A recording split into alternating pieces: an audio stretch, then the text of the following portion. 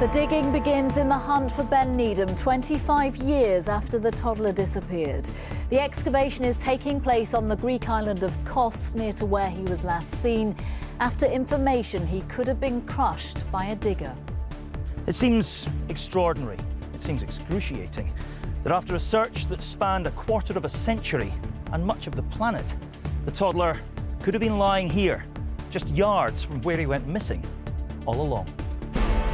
Also this lunchtime, Alton Towers in court over the Smiler crash. Victims hear the theme park operator Merlin was to blame. Conference promises Labour commits to a £10 minimum wage and to ban fracking. And saying goodbye to one of golf's great champions, Arnold dies aged 87.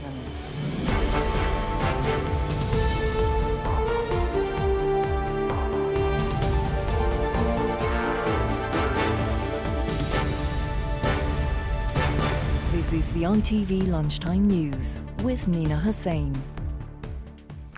Good afternoon. A quarter of a century after the Sheffield toddler Ben Needham disappeared, British police have begun digging up farmland near to where he was last seen on the Greek island of Kos.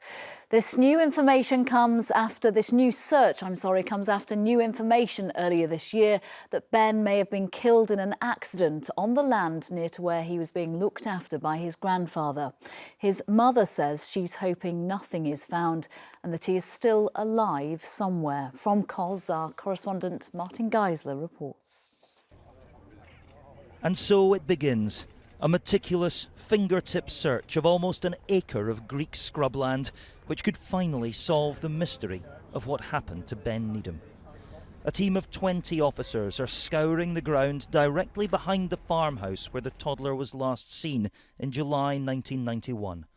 They're collecting and analysing every bone, every piece of fabric that they find. It is slow and delicate work, but new information has led them back here. We've been able to gather a vast amount of information, speak to many hundreds of people, both here on the island, Greece as a whole, and some other countries as well. We've collated everything together, analysed it, and as a result of some of the new information which came to us in June of this year, I now believe that there is a very valid reason for us to be searching this particular area of land behind me. That new lead centres on this man, Konstantinas Barkas, who died last year. Police were told he may have killed Ben by accident with a mechanical digger and buried him nearby. The toddler had been brought to the site to visit his grandfather, who was working here as a labourer. He wandered off and was never seen again. 4 years ago, police excavated this whole area in front of the farmhouse, but found nothing. Now they're shifting their focus just a few yards to this field to the rear of the building. They've received information that leads them to believe Ben's body may have been buried somewhere in this small, dusty olive grove. It seems extraordinary, it seems excruciating, that after a search that spanned a quarter of a century and much of the planet, the toddler could have been lying here, just yards from where he went missing all along. Ben's mother, Kerry Needham, has always campaigned in the belief he is alive and was abducted. After a 25-year search, she faces agonising days ahead. Earlier this month, she told us police have warned her to prepare for the worst. I hope, I want it. I'm, begging, praying that it's not true. Of course I am. While ever the police are doing their work, I'll be sat there thinking every day, please don't find something, please don't find something, please, I hope they don't. If this olive grove does hold the key to the Ben Needham mystery, it'll unlock a grief that has been building inside his mother for 25 long, lonely years. So the searching is underway. What techniques will the police be using over the coming days? Well, the police have finished that very meticulous fingertip search at the top of the field that you saw in my report. They're now digging up the soil and bringing it through here to sift through it properly. That's a process that's going to carry on across the whole area. But meanwhile, there are a handful of very specific areas that they want to target. They're not telling us too much clearly, but you can infer from that they know where they want to look, that the information that has brought them here has been pretty specific, pretty detailed. There are a lot of complicating factors, though, not least of which is the fact that these fields have been farmed for centuries. They contain contain hundreds of bones. We saw police picking them up with virtually every step this morning, and each one of those bones has to be analysed and identified and then ruled out. If they do find human remains, they will be taken away for DNA analysis. So even if there is a breakthrough here, it could be several days before we find out. But, you know, it's a desperately sombre business, this, Nina, as you can imagine. If they do unlock this mystery here, it would be a tragic end to a search that's gone on for so long. Martin Geiser, thank you very much. Thank you. Next, the victims of the Alton Towers roller coaster crash listened this morning as a court was told the theme park was to blame for the collision, which left 2 teenagers needing leg amputations. Prosecutors said operators had failed to devise a proper system to deal with faults on the ride. Merlin, the company which owns the park, has already admitted to breaking health and safety law and could face a large fine. From Stafford Crown Court, Ben Chapman has this report.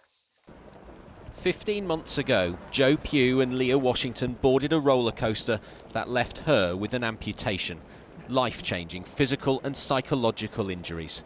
Together with Vicky Balch, who also lost part of her leg, they came to court this morning to hear more about what went wrong and why. The owners of Alton Towers, Merlin, have already admitted criminal health and safety breaches over the crash, which the court was told was like a family car colliding at 90 miles an hour. One of those on board, Chanda Chauhan, says there are still many unanswered questions. Even up until now, we don't know the full story. We don't know. We've just assumed a lot of things. It'll be facts. We'll be knowing. It'll be important because it'll be one more step towards closure. The court was told an empty test car had become stranded on the track because of the wind, which was stronger than was recommended for the ride to be safe. Despite checking the track, engineers overrode a safety alarm and a carriage full of people was set off. Moments later, out of sight, this amateur video captures the sound of the impact. Prosecutors say the crash was caused by inadequate safety procedures to prevent a collision, and that senior management should have known that. The fault lies in the absence of a structured and considered system for the engineers, the court heard. The fault is with the employers, not the employees, who were doing their best in a flawed system. The judge also questioned the significant period of time the victims were left hanging in the air, waiting for medical attention. He is expected to impose a fine running into millions. The court's been told a number of changes have been made at Alton Towers. They include new training for staff, new wind restrictions for the Smiler roller coaster, new CCTV cameras and also better access if things go wrong again. Now, Merlin has previously accepted it could have done more to make the ride safer. We're expecting to hear from their lawyer now this afternoon. Ben Chapman, thank you. Labour made 2 big promises at its conference today. The Shadow Chancellor committed the party to increasing the minimum wage to £10 an hour. Earlier, there was a surprise announcement that a future Labour government would ban fracking. So today, the focus is clearly on policy. But is that enough to heal the divisions within the party after Jeremy Corbyn swept to his 2nd leadership victory over the weekend? Our Deputy Political Editor Chris Shipp sent this report from Liverpool. Many people think this man is the brains behind the Corbyn operation. Well, we'll be trying to outline our economic plans as we go into government. So a John McDonnell's speech on the economy tells us quite a lot about the direction Jeremy Corbyn will now head. Now he's strengthened his grip at the top of the Labour Party. We have to become a government in waiting. And a government in which John McDonnell were the Chancellor would be more interventionist. It would prioritise workers over bosses. And the new bargain, he said, would mean a higher living wage. We'll charge a new living wage review body with the task of setting it at the level needed for a decent life. Independent forecasts suggest that this will be over £10 an hour. And at the end, the Shadow Chancellor reminded everyone how Mr Corbyn's Labour Party has changed. In this party, you no longer have to whisper its name. It's called socialism. Solidarity. In the hall, they liked what they heard, although Labour MPs were largely absent. Many still wondering when and how the leadership was going to reach out and start healing the rifts. I'm totally happy to try and work towards unity. It's not something I can give, it's something we have to give together. So I'm happy to do my bit, and I look forward to seeing what Jeremy proposes to do his bit.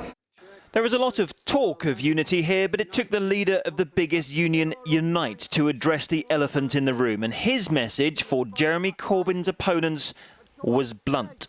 I say, conference, to the merchants of doom, in the words of Shakespeare's Henry V, if you have no stomach from this fight, depart the battlefield. And you can see why, despite the return of Jeremy Corbyn as leader, the divisions in this Labour movement still run deep. But the Labour leadership, Chris Shipp, are really trying to focus on policy and not the party, not those divisions. Will it work?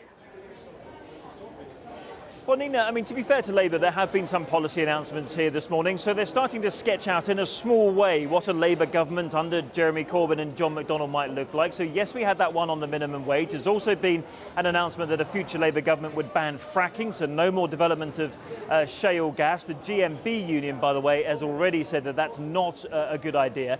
And also, John McDonnell said that after Brexit, Britain should have access to the single market, which means there would have to be some form of free movement of people. And we see how the polls suggested how Labour voters voted when they voted for Brexit. That's not what they were after. But throughout all of that, you're still looking at a party of two looking in different directions. I think best articulated by that clip you heard of Len McCluskey there. Labour MPs are still waiting for Jeremy Corbyn to reach out to them. Chris Shipp, thank you.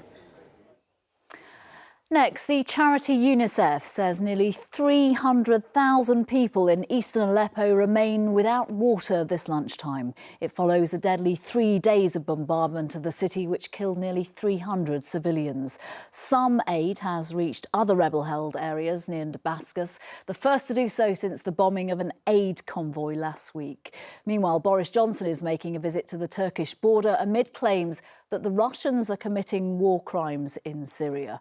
Our international affairs editor, Raghi Omar, is here. What is Boris Johnson, the Foreign Secretary, expected to say later? Well, I think the pattern's already been set with very strong diplomatic language over the weekend by the British ambassador to New York, saying that Russia was complicit in acts that were tantamount to war crimes. You've had the he walked out of that joint meeting. You've had the American ambassador, Samantha Powers, saying that Russia was engaged in acts of barbarism by supporting the Syrian government in its assault on Aleppo. So a complete and total breakdown, I think, in terms of any diplomatic common ground between the two sides. So I think Boris Johnson is probably going to be saying the same thing when he visits Turkey. Turkey, of course, a main player in Syria with troops in those eastern areas. He's arrived there and will be expected to make some kind of comments and speech in a couple of hours. So we'll know for sure when he does make those comments.